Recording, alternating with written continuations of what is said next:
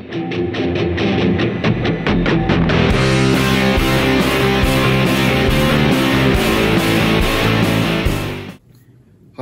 you're probably used to watching me in a workshop fixing bicycles and talking about it and tools, but I also love computers and computer games, of course.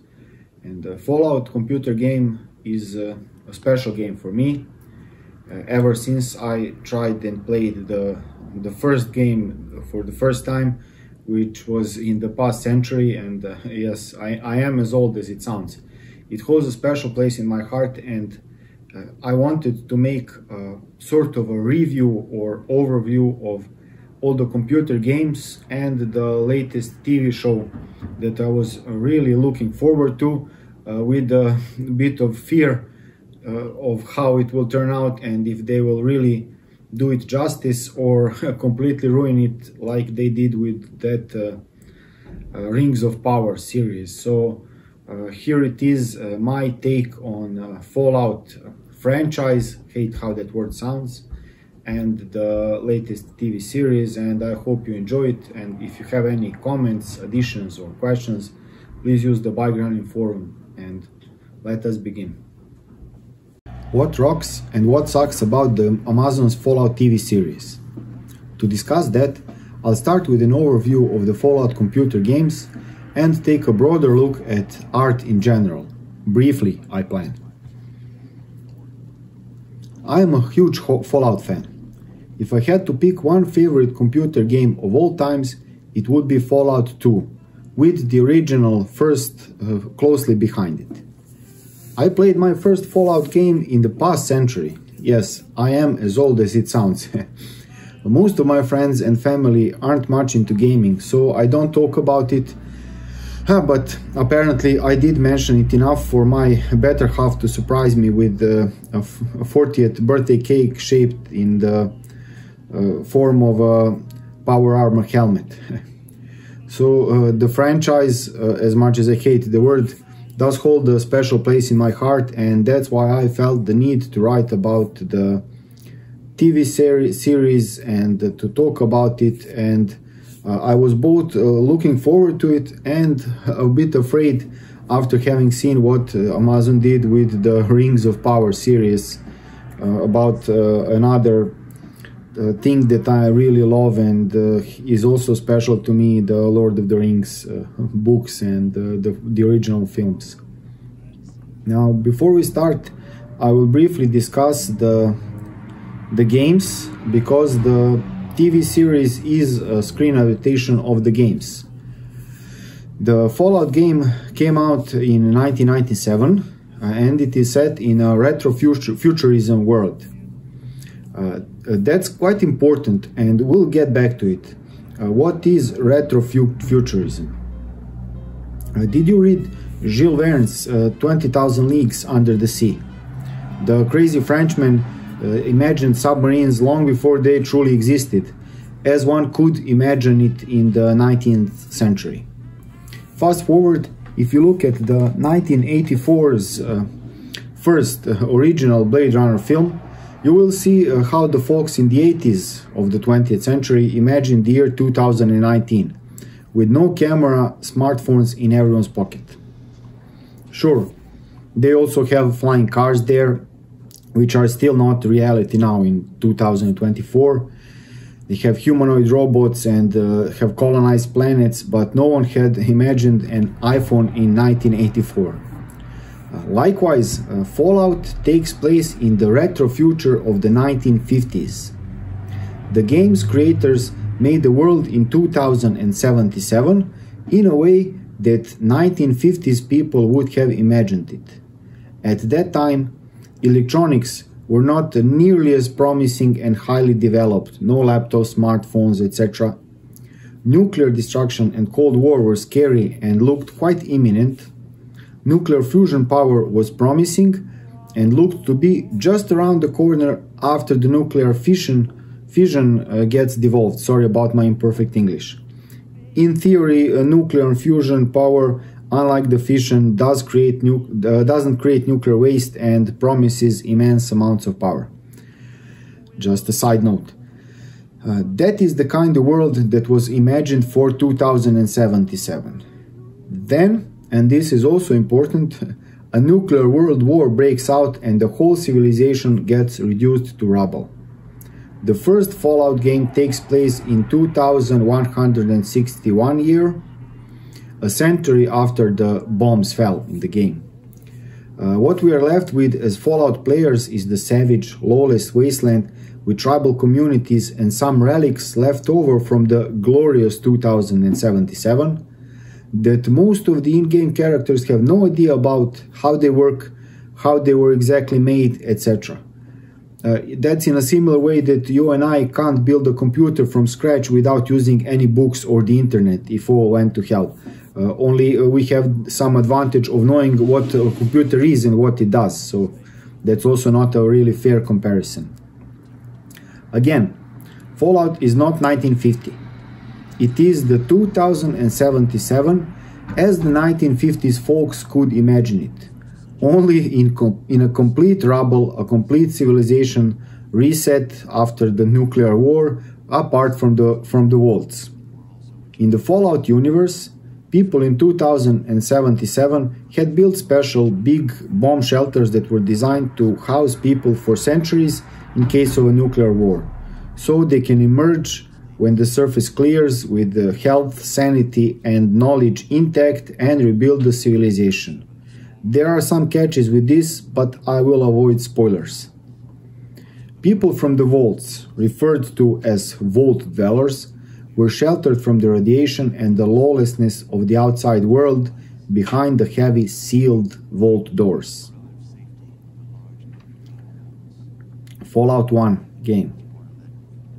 Published in 1997, Fallout 1 takes place in 2161 year, almost 100 years after the bombs fell. The nuclear world war took place in 2077 in the game's retro-futurism timeline.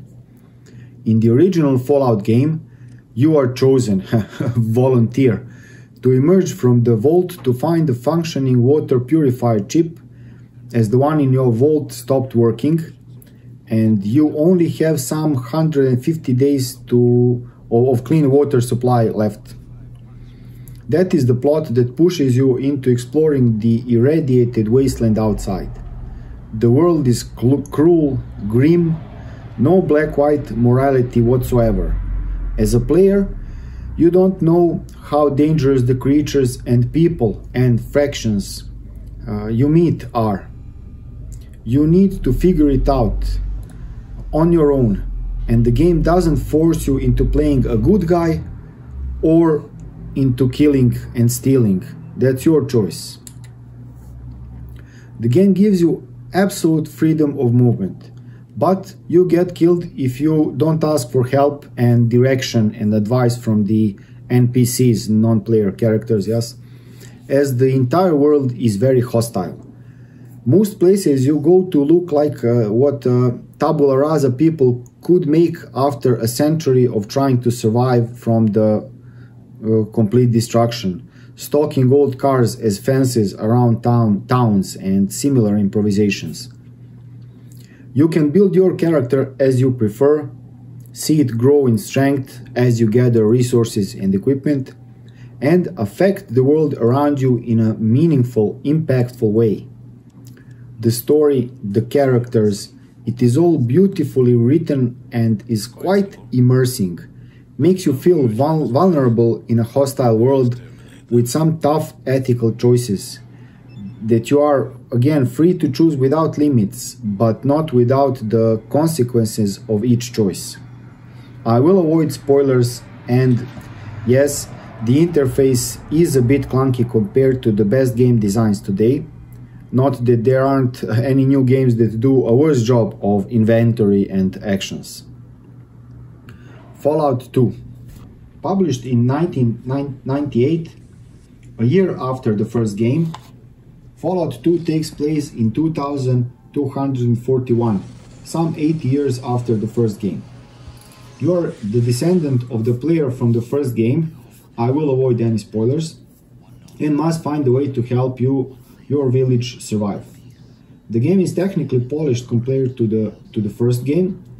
I'd say it's quite good even for the modern standards. Even more importantly, the characters, story, freedom you have to make, move and make choices.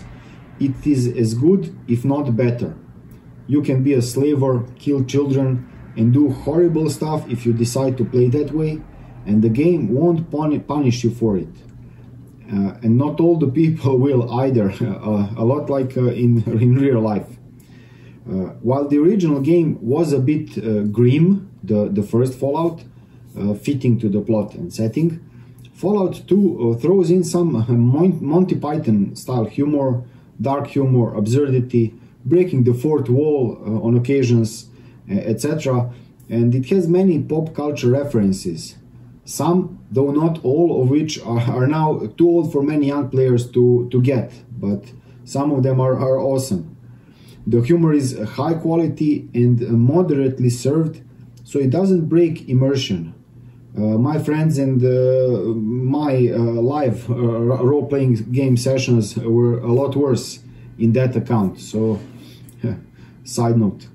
The world is bigger and the game offers more different places to explore, has a great plot and some surprises compared to the first part.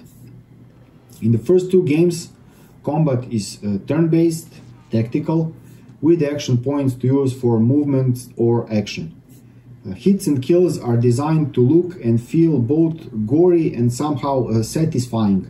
A powerful weapon will punch holes or destroy parts of even the very powerful enemies. To me, this is the best favorite game of all times. With Fallout 1, Wasteland 2 and 3 close, pretty close, but I won't go into the Wasteland universe now. Bethesda, Fallout 3. After a sad story with the developing studio and a few poor spin-offs like Fallout Tactics, which was okayish, so-so, for the hardcore Fallout 1 and 2 fans at least, I guess, and a long draft, Bethesda acquired rights to the Fallout franchise. In 2008, they published the Fallout 3, which takes place in 2277, so 36 years after the Fallout 2 timeline and exactly 200 years after the bombs fell in the game's timeline. It takes place on a completely different part of Earth. It's moved to Washington from California. This was a game I was really looking forward to, only to get a bit disappointed. It wasn't a bad game, but it wasn't really Fallout. Let me explain. The gameplay changed from an isometric two-dimensional view to a first-person shooter three-dimensional view. You can set the camera to sit a bit behind the player if you like, but it's a 3D shooter. But they made some bigger changes to the world and the story. What kind of changes? Let me use an analogy. Imagine that the corporate Bethesda folks were looking at the Mona Lisa painting and thinking, that sells well, but it looks like someone took a brush and smeared some only paint on canvas. Why don't we make it 100% photorealistic? And while we're at it, that facial expression is unnerving. Let's make her face serious, and we could sell a sequel in which she smiles. We should also make her look more attractive. Let's hire a famous Hollywood actress for the model. Yup, perfect. So, with that analogy, the high quality art takes some effort from the spectator in order for them to enjoy it. Yes, the beauty is in the eye of the beholder, but apart from that worn out statement, you need to concentrate, dive in, for the top-class art to move you, get you to think, feel, introspect, imagine. If you take all that away, you get cheap blockbuster films, McDonald's cuisine, and, well, many modern games. Now, back to the Fallout 3 directly. They set it in the 1950s, completely missing the retro-futurism part. Written and built by the guys who just glanced at the original two games and built something that sells well and fast. Just as Taylor Swift sells a lot better than Beethoven, it's the spirit of the times, shorter attention spans, more spectacular, less philosophical stuff. Characters, plot, freedom, it's all gone. You feel like you are on an exciting roller coaster, safely fastened belt, tucked in, exciting but 100% safe. While the first two games put you on a motorbike and let you crash and burn if you push it too far. Digression. Fallouts 1 and 2 let you shoot kids if you decide to, but you then carry the shameful child killer mark, and some characters will hate you for it. If you can't do any bad, you are not really good or heroic. Heroism is about being scared and doing what's right despite being scared. Having the means and the determination to do horrible stuff and deciding to not do them even if you could profit from them. That's a choice. That's real character, bravery and goodness. Fallout 3 simply forbids you from having a choice to be good or evil. I almost forgot, in Fallout 3 you can destroy a whole town, nuke it, and that's a bit hypocrisy comparing it to the just aforementioned limitations. The world is full of rubble, that's also worth mentioning. Even places where people live and work are left in utter mess, as if people are not capable of removing debris they would keep tripping over in their daily lives. So, with all that in mind, having said all that, Fallout 3 is a good game. I played it and enjoyed it. It's just that it isn't brilliant like the first two games were. It is similar with all the other newer Fallout games, all the flaws that I just mentioned, with only one noteworthy exception that I will briefly discuss now. Fallout New Vegas. Published in 2010, the game takes place in 2281, 4 years after the Fallout 3 game's timeline. The New Vegas was published by Bethesda, but it was built by Obsidian, a studio formed by many former original Fallout developers. It uses the same engine, so doesn't have many differences in technical terms compared to Fallout 3, but the story, on the other hand, let me just say that it starts with you getting shot in the head and left for dead in a shallow grave. Yes, how is that for a start? The world also looks more believable, even though the same graphics engine is used. People don't just leave rubble lying on the floor and on chairs and tables of places where they live and work. The game is generally not as good as the original two Fallout games, but it gets close on occasions, also giving you many difficult ethical choices with no clear-cut positive outcome, as each choice has its pros and cons. They also got the retro-futurism universe right. A lot of pre-war stuff is found, but used as people from the rubbles of civilization would patch and use it in a similar way that you could use a laptop screen as a mirror if there were no electricity or intact mirrors to find. It's more believable. In terms of quality and the story, I would say that New Vegas is somewhere in between Fallouts 2, Fallouts 1 and 2, the first two, and the Fallout 3. It's not as good as the first two, but it's not nearly as crappy as the third and the later editions. Now, what about the TV series? What did Amazon do with the Fallout story and universe? Let's dive into that without spoilers. My first impression was that it is very slow. I saw that it has 8 one-hour episodes, and it looked as if they tried to make the show fit into 8 hours without having that much to say. This is a common problem with modern series. Instead of using the series format to tell longer, more complex and nuanced stories, develop characters, and even use running jokes if appropriate, they just drag out what could be a mini-series if not a single film. The world building is pretty good, vaults and the wasteland seem believable. The main character, Lucy MacLean, is a believable, strong, brave woman, not that nonsense that Hollywood has been throwing at us lately and what Amazon did with Galadriel in their Rings of Power.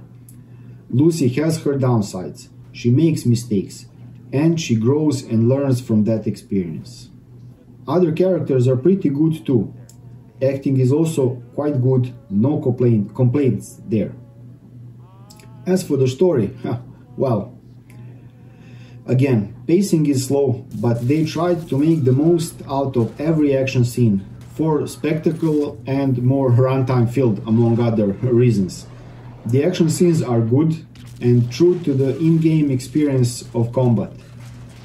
I love how they depicted the use of stimpaks and over-the-top weapon damage effects.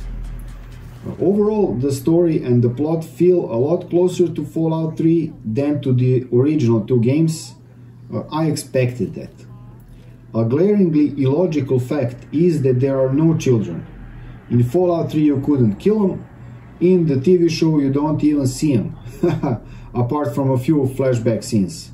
I suppose this censorship policy helps reduce the US school shooting incidents by 10% or something like that. I don't know. The plot feels a bit pushed. For example, they invented a catch regarding ghoul behavior in order to make the plot easier to keep moving as they planned. Likewise, people keep coming across each other in the vast wasteland whenever that is convenient for the plot. I didn't count how many times that happens, but the feeling I got was, oh, come on.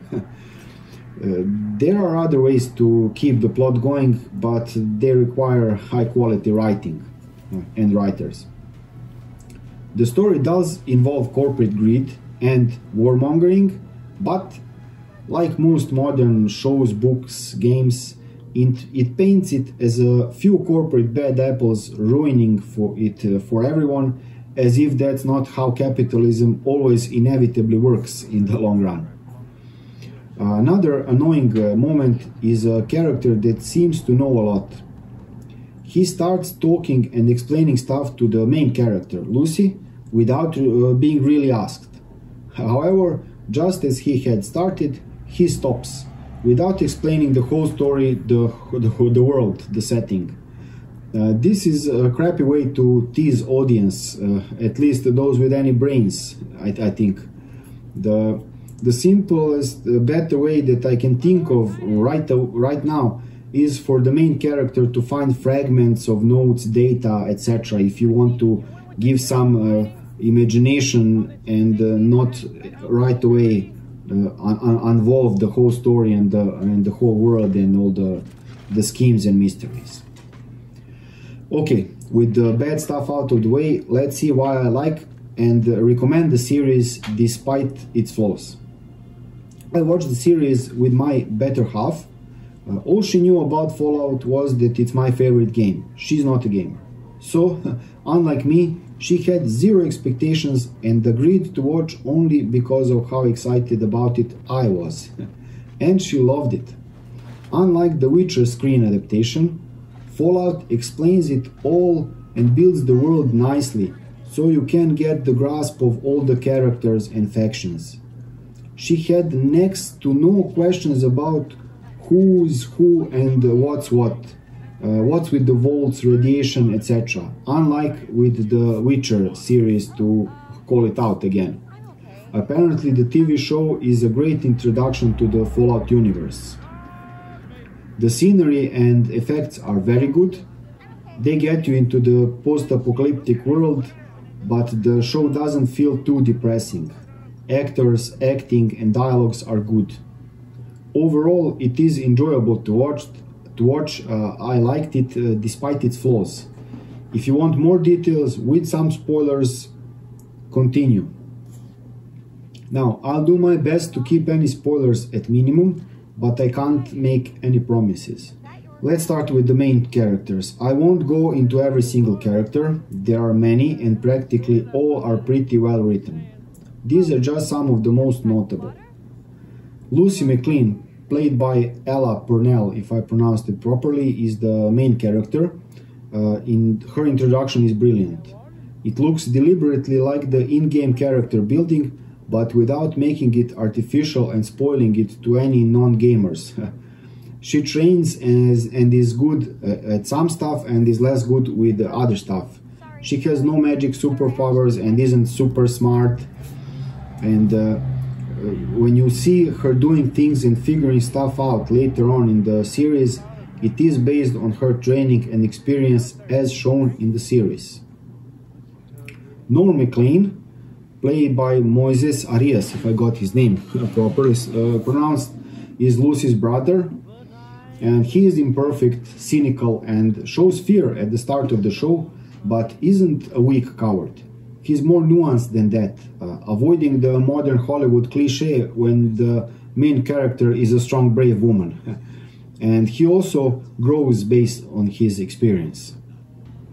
The Ghoul, or Cooper Howard, he's played by Walton Goggins, and he is depicted in a Sergio Leone spaghetti westerns like style, with no clear-cut 100% good or bad ethics.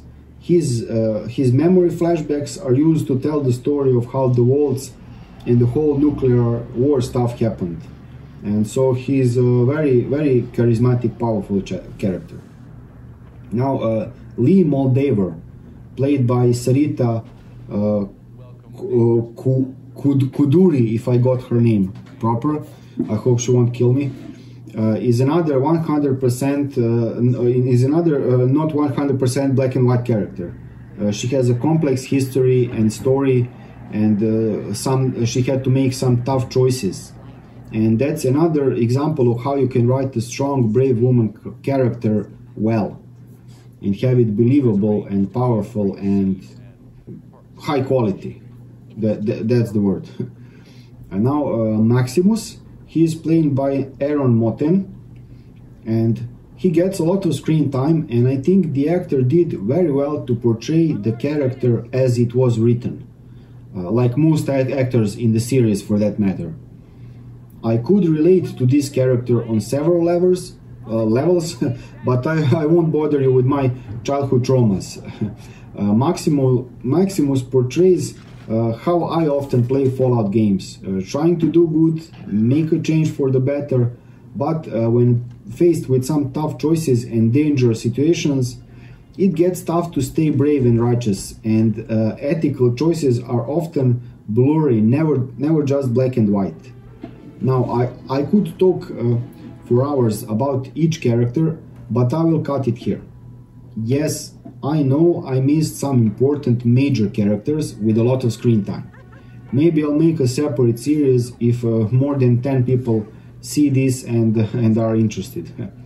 Now, vaults, wasteland, and towns. By towns I mean any settlement or encampment that you see in the game. The depiction is great. This is an imaginary world from the games, but there still is a thing called artistic freedom and interpretation. Amazon folks did a pretty good job with depicting the ruined wasteland, forests, towns, encampments, and the famous underground vaults. When you see those sceneries and the pictures, that speaks louder than words, but it looks beautiful. It looks very good, high quality.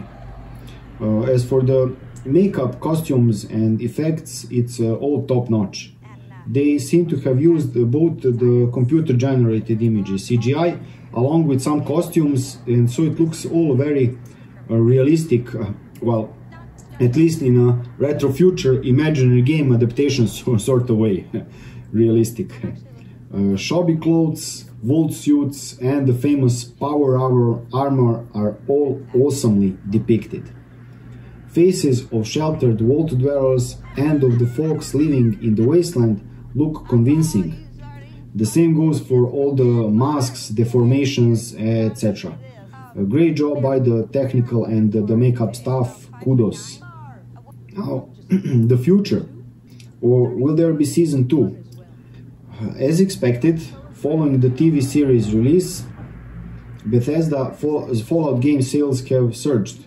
This is a cash cow and you can bet your life on that Amazon and Bethesda will milk it as much as they can. They will make sequels by any means, even if they can't think of a coherent story to tell. It may be good, it may suck, but it will come either way. Judging by the amount of special effects, production quality, etc., I would not expect to see a sequel for at least another year. In the meantime, we will be showered with Fallout game sales, promotions, perhaps another sequel being published like Fallout 5, and a lot of TV show teasers and hype building, the modern marketing 101 basically. I expect the House Always Win Fallout New Vegas game ending to be included in the timeline for the TV show's sequel, for the season 2. I won't add any spoilers, but when you watch the TV series at the end of the season 1, you will hopefully see and understand why I think so. And also if you play the Fallout New Vegas. Yes. To conclude, Fallout games, including the less than awesome Bethesda published ones, and the TV series are pretty good, worth experiencing. At the cost of sounding repetitive, if you can see the beauty and essence past the technical imperfections, I would heartily recommend playing Fallout 1 and 2. GOG.com sells them for a few bucks. And you can also play Fallout New Vegas. The TV show is also worth watching, at least the season 1 that is available now and that I watched. There is 0.1% chance they won't ruin it and turn it into Game of Thrones or Walking Dead over the following years, but we'll see about that. So thank you very much for watching. I hope you've enjoyed this, and welcome to the Fallout universe if you haven't experienced it already. It's awesome, and war never changes. Cheers, stay cool.